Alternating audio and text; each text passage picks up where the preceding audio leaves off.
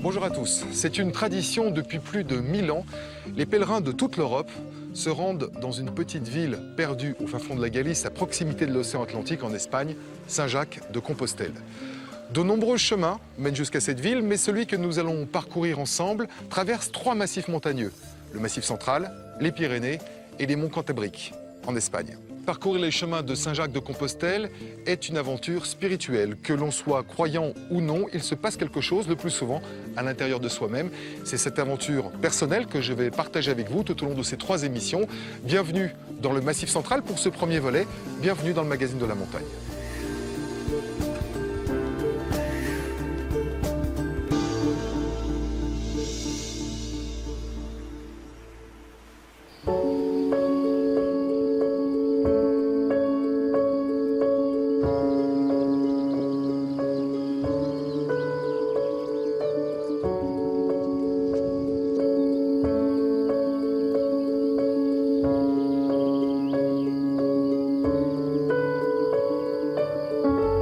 C'est sur les plateaux de l'Aubrac que je suis vraiment devenu pèlerin, que j'ai commencé à comprendre l'esprit du chemin. Quel était le sens profond de ce passage légendaire, de cette voie millénaire? Car le chemin n'est pas une randonnée comme les autres. Son histoire est d'abord religieuse. Au IXe siècle, un ermite suit l'éclat d'une mystérieuse étoile et découvre sur les rives du nord de l'Espagne la dépouille d'un des 12 apôtres du Christ, Saint Jacques le Majeur.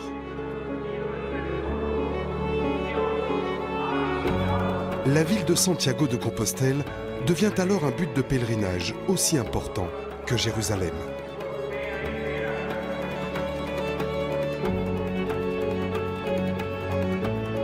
Au Moyen-Âge, dans toute l'Europe, ils partent nombreux depuis chez eux pour de longs mois, voire de longues années, sans jamais être certains de revenir.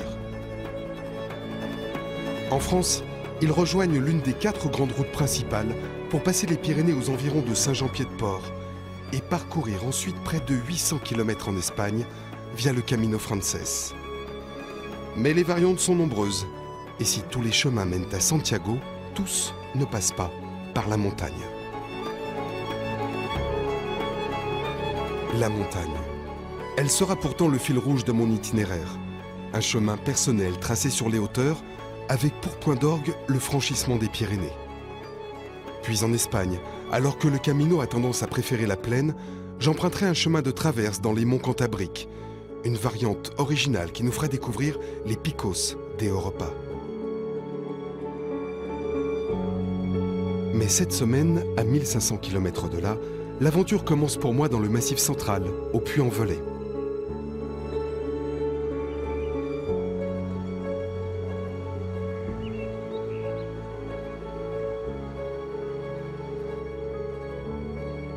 Dans les ruelles du centre historique, j'entre progressivement dans la peau d'un pèlerin des temps modernes que l'on appelle encore et toujours un jaquet, identifiable à certains attributs. Il me faut une canne. Ah, elle est pas mal celle-là, là. C'est pour éviter de dire aux gens poussez-vous quand on arrive. Bah oui, quand vous doublez. Vous avez pas des clignotants avec? Non, moi je vais prendre une canne comme ça, voilà. Un bâton Oui. simple. Assez Voilà. grand, Puis, prenez-le assez grand. Plus grand? Il faut que ça fasse un angle droit avec votre coude. Là. Ouais, comme au ski, quoi. Absolument. Je n'ai pas vraiment eu le temps de préparer mon périple, je n'ai donc réservé aucun logement. Mais il paraît que Compostelle s'improvise et se vit au jour le jour, selon un concept infaillible, l'hospitalité. La preuve au gîte des Amis de Saint-Jacques. Bonjour. Bonjour, Philippe. Laurent. Enchanté, Laurent. Bon, moi je découvre un petit peu le principe des chemins de Saint-Jacques. Ouais. Vous, votre métier, c'est... C'est pas un métier, c'est un bénévolat. Je suis C'est un hospitalier. bénévolat. Hospitalier? Hospitalier, ouais. D'accord, Bon, mais tu me suis? je te suis. Allez.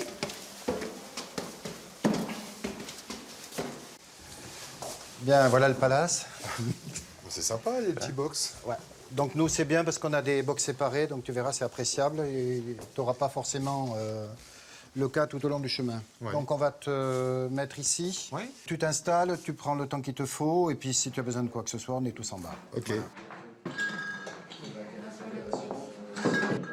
Si le confort est sommaire, le tarif est à la mesure selon le principe du donativo. On donne ce qu'on veut, en moyenne 10 €. Ça sert à pouvoir accueillir les pèlerins demain et après-demain. Voilà, c'est ça le principe. Et ça veut dire aussi que quelqu'un qui a très peu d'argent peut faire les chemins de Saint-Jacques. Bien sûr, bien sûr. Et alors, est-ce que c'est vraiment un pèlerinage? Est-ce que dans ma tête, je suis en train de me dire, tiens, tu vas faire un pèlerinage, ou est-ce que je vais faire une grande randonnée, une longue randonnée? Je ne sais pas encore à quoi m'attendre. Même si ce n'est pas un pèlerinage religieux, ça aura forcément une signification quand tu arriveras à Saint-Jacques. Tu ne sais pas forcément pourquoi tu pars, mais quand tu reviens, tu sais pourquoi tu y allais, quoi. Voilà. C'est à peu près ça, l'esprit. T'as une crédentiale? Non, c'est quoi ça? Ah, ben la crédentiale, c'est important. Donc, c'est un livret qui va t'accompagner tout au long du chemin de Saint-Jacques. D'accord? Et c'est quelque chose qui, à chaque étape, tu feras mettre un tampon. En Espagne, ça s'appelle un cello.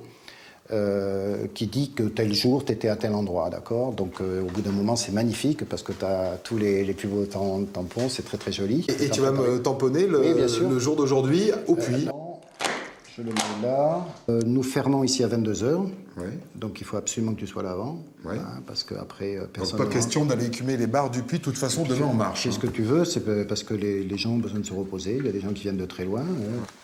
Voilà, donc je finirai de remplir ça le temps que tu t'installes. Ok. Parce que tu dois être un peu fatigué. Ça commence.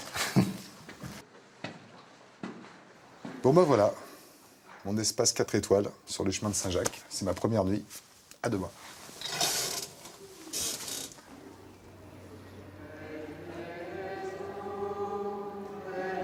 Pour la majorité des pèlerins, le chemin commence à 7 h du matin dans la cathédrale.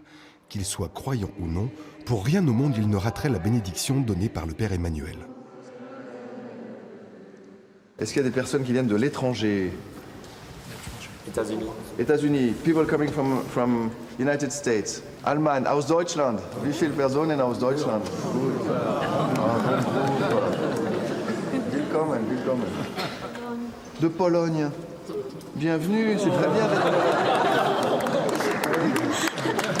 Que le Seigneur soit avec vous et vous accompagne sur la route. Amen. Que Dieu vous aide à bien terminer le pèlerinage que vous voulez vivre dans la foi. Amen. Et que Dieu Tout-Puissant vous bénisse. Est-ce qu'il y a des gens qui ne sont pas forcément catholiques qui ont assisté à cet office? Oui, alors effectivement, oui, on s'adresse à tous. On remarque de plus en plus que les pèlerins qui font le chemin de Saint-Jacques ne sont pas tous catholiques, ils ne sont pas tous pratiquants, mais le lieu, la cathédrale du Puy, moi je considère que c'est à eux. Voilà, c'est pas à moi.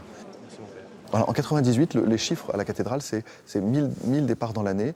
Aujourd'hui, on est à presque 30 fois plus. Comment vous expliquez ça? Alors, ce sont des raisons qui sont liées à la société. Les gens ont besoin de marcher à leur rythme, quoi. On prend l'avion, on prend le train, on prend le portable, on prend l'ordinateur. On est toujours déconnecté du sens naturel et humain de la réalité. Donc on a besoin, dans un monde stressé, dans un monde qui va trop vite, on a besoin de calme, de marcher au rythme humain, de rencontrer des gens, de prendre le temps de les rencontrer, de les accueillir tels qu'ils sont, sans les juger, sans les mettre dans des boîtes, dans des cases.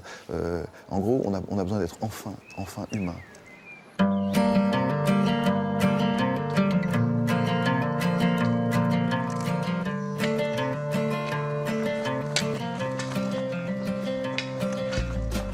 Cette fois-ci, je largue les amarres. Je prends le chemin pour plusieurs jours d'improvisation totale, l'esprit ouvert et le pied léger sur les plateaux du Velay.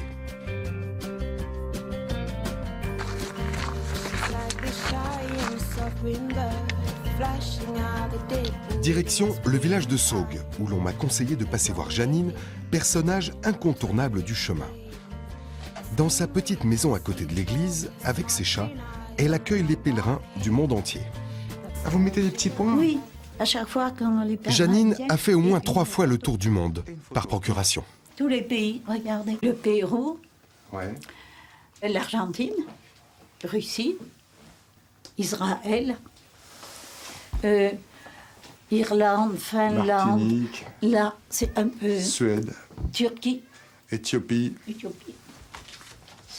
Alors que Janine tamponne ma crédentiale, 2 marcheuses venues des antipodes font leur apparition. Elles ont entendu parler d'elle à des milliers de kilomètres d'ici. Happy? Cats are happy. Et vous êtes d'où? Visitors, yes. From Australia. Australia. Oui. Ah oui, donc ça fait... Do you speak French? Non. Non. My English is very bad. My French is Mon worse. français est encore pire. I'm not sure. Janine, do you speak English? Non, Vous ne speakez pas English. pas du tout. Par geste, Alors où est-ce qu'elles vont, ces jeunes filles? j'ai pas demandé. Vous allez où? À Saint-Jacques-de-Compostelle?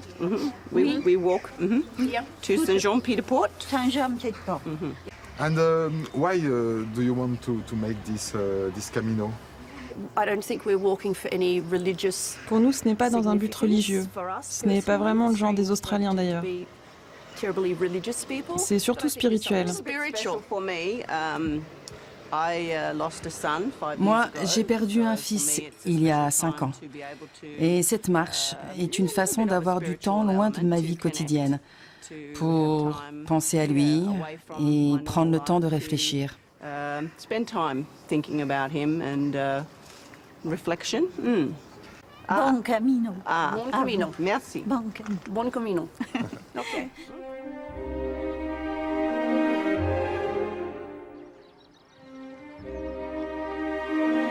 Ces marcheuses australiennes ne sont donc pas venues d'aussi loin juste pour randonner. Comme beaucoup d'autres, elles font le chemin pour des raisons bien plus profondes. Et après Saugues, les paysages de la Margeride offrent une caisse de résonance puissante à l'état émotionnel de chacun.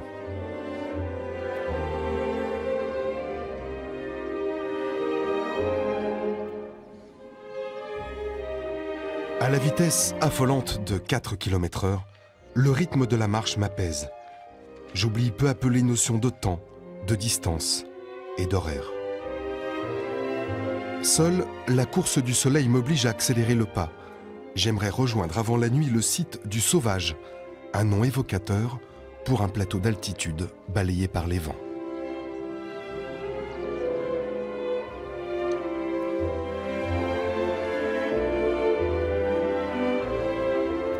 Venez là, venez, venez, ça, ça.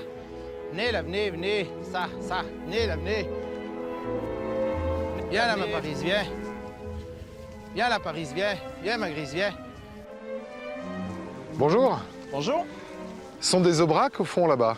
Oui, ce sont des aubracs. Ce sont les tiennes? Oui, il y en a quelques-unes qui sont à moi, oui, Ouais. effectivement. À quoi on les reconnaît? Bon, moi je sais parce que j'en ai vu souvent, mais... Ah, mais l'aubrac, c'est la robe? Oui, la prestance de l'aubrac, c'est la robe. Et Ouais. c'est surtout tous des yeux noirs maquillés. Ah, comme on ça dit, j'aime bien les vaches maquillées. et les cornes. Voilà.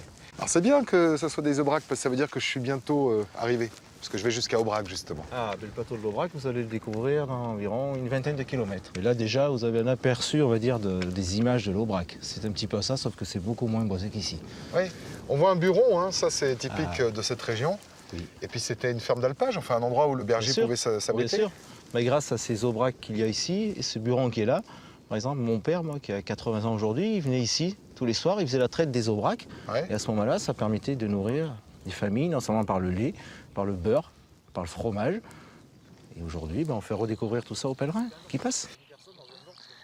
Pour Thierry, les retombées économiques du chemin sont indéniables. Avec 30 autres éleveurs et producteurs, ils ont remis sur pied la ferme du Sauvage, une ancienne commanderie qu'ils ont rénovée et transformée en gîte. Là, ce bâtiment. À chaque repas, ils ont la satisfaction d'offrir leur production locale aux pèlerins du monde entier. Viande, fromage et légumes. Tu vas pouvoir me mettre mon petit visa. Ah oui, ça c'est le plus important quand Ah bah on oui. arrive. C'est Alors, le crédential, c'est ça, faut pas il faut oublier. valider le crédential. Le coup de tampon. Allez. Et voilà. Et voilà. Ça Merci. sera la continuité d'une grande aventure.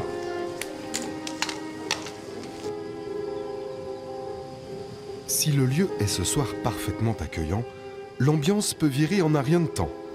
Et au petit matin, on hésite même à reprendre le chemin.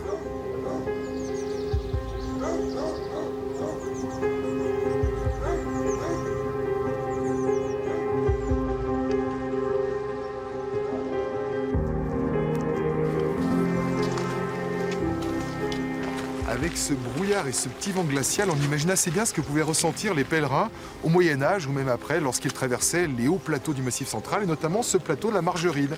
Car à partir du XVIIIe siècle, il était de sinistre réputation ce plateau. Vous savez pourquoi, vous vous en souvenez sans doute. C'est l'histoire de la bête du Gévaudan, car c'est bien ici, dans cette contrée, que tout s'est déroulé. Il y a 250 ans, autour de l'année 1765, une bête anthropophage commet de véritables massacres dans le Gévaudan, ce diocèse qui regroupe la Lozère et le sud de la Haute-Loire. Les registres paroissiaux sont formels.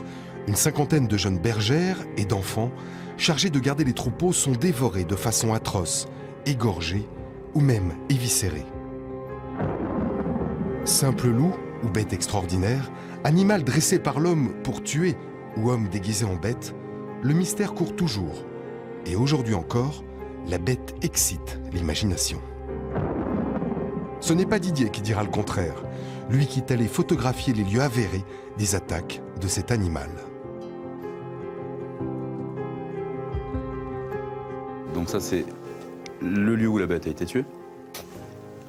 Pas mal de calvaires et de croix, d'églises où il y a eu pas mal d'attaques. Seul dénominateur commun à toutes ces scènes de crime, la force du décor, la puissance des paysages. C'est incroyablement cinématographique, quoi. C'est hyper anxiogène et à la fois hyper relaxant. Enfin, c'est tout le paradoxe de ces paysages, quoi. Ça fait peur. Ça fait peur, mais à la fois, c'est trop bien, quoi. Le dicton de la Lozère et du coin, c'est 9 mois d'hiver, 3 mois d'enfer, quoi. C'est-à-dire que il pleut, il fait froid, il y a du vent, c'est aride. Tout respire le surnaturel. On a l'impression de voir surgir des fées à chaque coin de bosquet, quoi.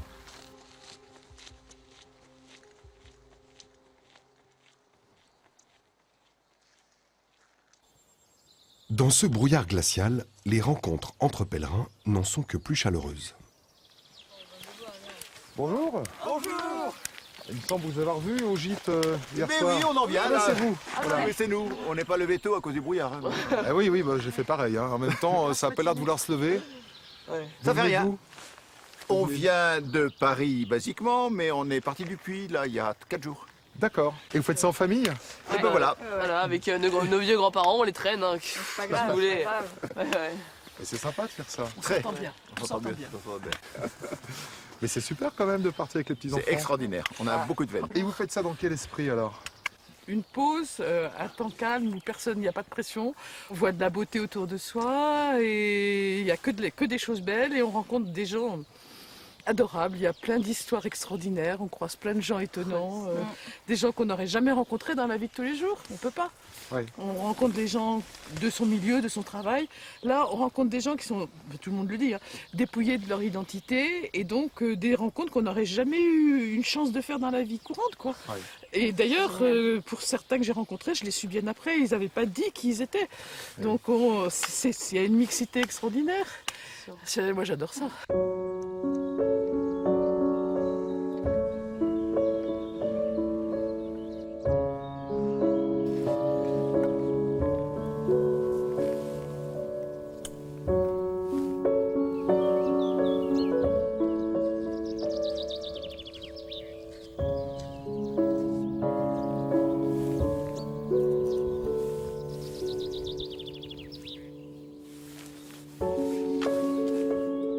Sur les hauts plateaux de l'Aubrac, aux environs de Nasbinal, le chemin me prend et m'emmène plus près du ciel et des nuages.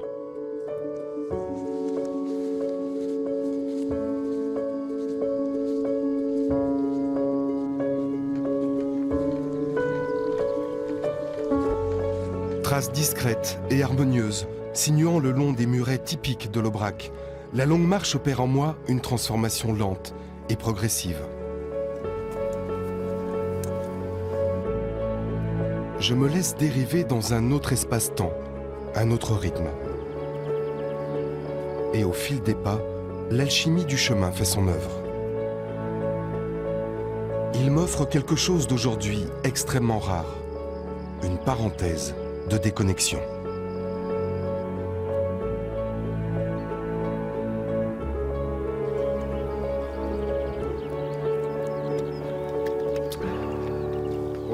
Bonjour. C'est superbe ici, hein? Ah, Magnifique. merveilleux. C'est un des plus beaux coins. Oui, Vous c'est venez ça, d'où, vous? On vient d'où? Alors, on vient de Bretagne. Ouais. Nous sommes partis du Puy-en-Velay samedi matin. Ah oui. Et ce matin, nous sommes partis De de Rietor. Rietor. D'accord. Voilà, moi j'ai démarré à Saint-Alban-sur-Limagnole puisque je m'étais arrêté l'an dernier à Saint-Alban après une semaine en partant du Puy-en-Velay. Ouais. Et là en fait l'idée c'est de repartir du village où vous vous êtes arrêté quoi. Ah, on peut le faire en plusieurs fois, évidemment. Voilà, oui, c'est parce ça. que c'est Donc, pas j'ai- facile de j'ai- faire 1500 km d'une Voilà, traite. donc j'ai fait une petite semaine l'an dernier et une Mais semaine. vous voyagez toujours ensemble? Non, voilà. on s'est On s'est rencontrés hier soir. Voilà, on Ah, a nous- dormi les uns à côté des nous autres dans sommes- une yourte. Voilà. Et avec nous trois, il y avait 3 autres Cyclistes. cyclistes qui dormaient sous la yourte, capacité 12 places. Et là, nous étions 6, quoi. Bah, ça va. Ouais, donc là on fait un petit bout de chemin ce matin et puis après chacun va Voilà. selon son rythme. Dans votre projet, c'était quoi? C'était une recherche spirituelle ou l'envie de se donner un but et de se retrouver soi-même? Est-ce qu'il y a Dieu dans l'histoire ou pas pour vous? Moi personnellement, je n'ai pas la foi, donc c'était vraiment se retrouver tout seul sur le chemin et voilà. Et pourquoi Il y celui-là, a un alors état d'esprit. Non, mais il y a un Pourquoi ce état, chemin-là? il y a un état d'esprit sur le chemin que moi je l'ai découvert l'an dernier et j'ai trouvé une liberté, une réceptivité. Les gens sont vraiment ouverts. Et dans notre vie quotidienne, on n'a pas l'occasion de partager ces moments-là. On est tous dans notre vie, voilà, on a tous le nez dans le guidon, comme on dit. Et là, c'est une pause dans notre vie. C'est ça que j'ai voulu retrouver cette année, encore une fois. On fait un bout de chemin ensemble? Oui, pas de problème. Allez. On est parti en route. On regrette qu'Aubrac, c'est pas très loin, c'est juste derrière. Oh 1 kilomètre. Alors, qu'est-ce qu'il y a de particulier au Aubrac? Aubrac est un lieu magique, figé dans l'histoire. Un tout petit village qui s'est longtemps appelé la Daumerie d'Aubrac.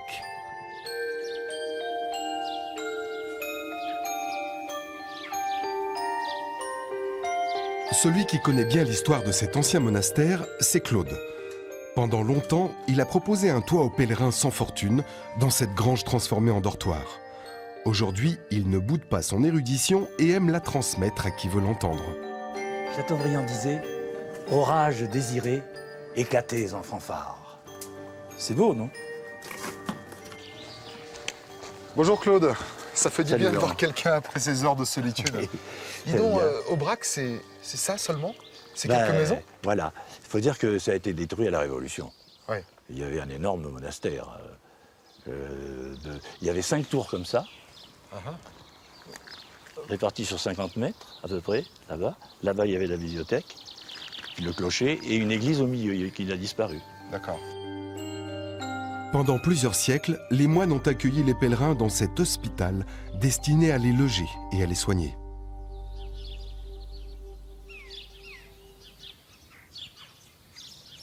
Quand on parle d'hôpital, au sens médiéval du terme, c'était plutôt pour l'hospitalité. On soignait vraiment les gens ici?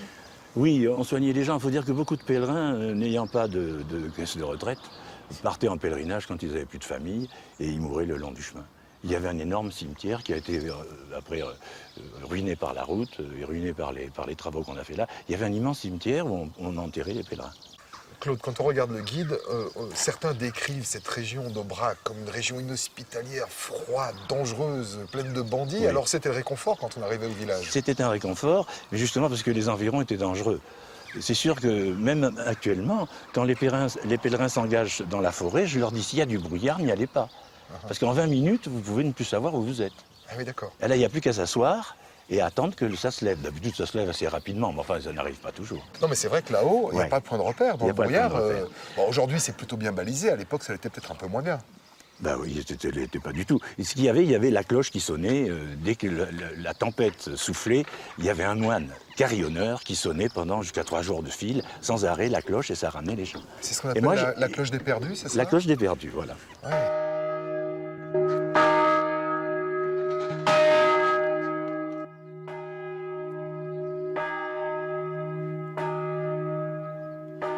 À des dizaines de kilomètres à la ronde, la cloche des perdus agit comme un phare pour les marcheurs perdus dans l'Aubrac. Sur les hauteurs du village, à plusieurs kilomètres, on l'entend encore très bien. Il y a une montagne en face qu'on appelle la montagne des 13 vents. Oui.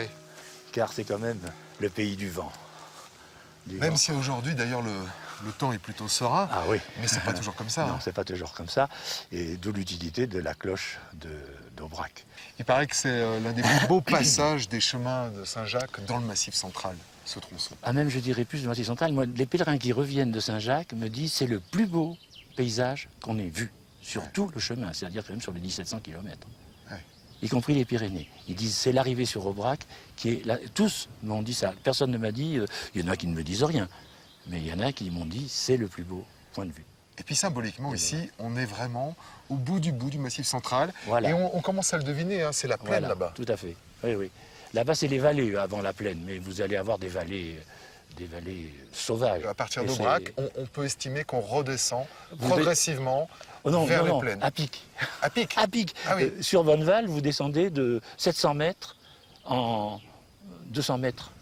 Ouais. En 200 mètres, vous avez un lacet. Ouais. Et donc c'est la fin de cette étape de montagne. Bah, c'est la fin du chemin pour moi ici, dans le Massif central. Mais dès la semaine prochaine, on repartira sur les chemins de Saint-Jacques-de-Compostelle pour une autre grande étape de montagne, la traversée des Pyrénées depuis Saint-Jean-Pied-de-Port jusqu'à Roncevaux en Espagne. D'ici là, je vous souhaite à tous une excellente semaine.